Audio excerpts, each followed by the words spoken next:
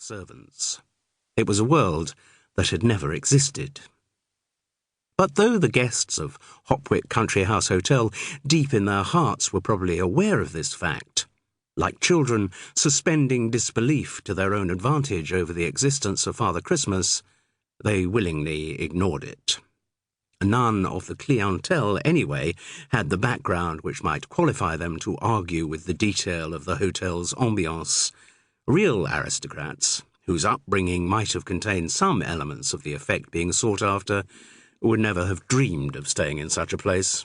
American tourists, whose images of England were derived largely from books featuring Hercule Poirot, Miss Marple and Lord Peter Wimsey, found nothing at all discordant.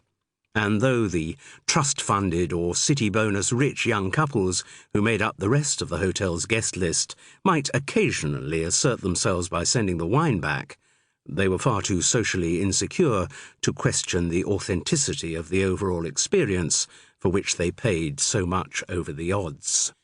When they departed the hotel, they didn't blanch as they flashed a precious metal credit card over the bill.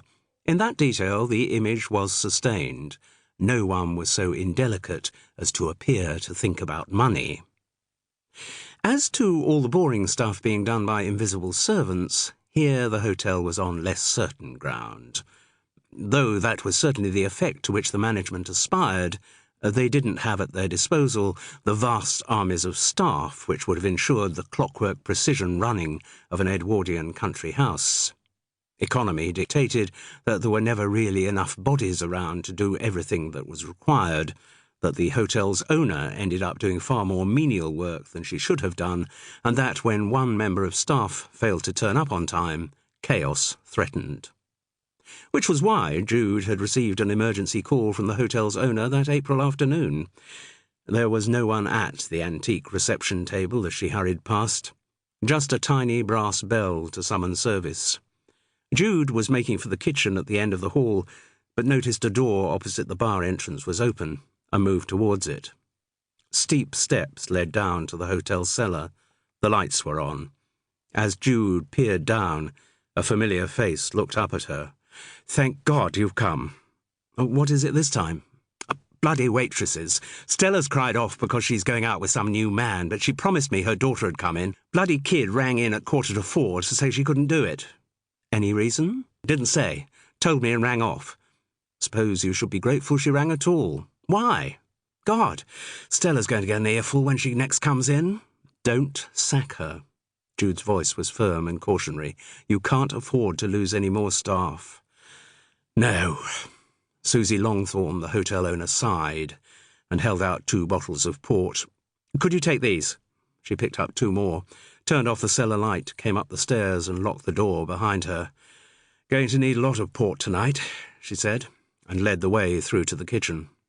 Inside, she put the bottles down on the table and wearily coiled her long body into a chair.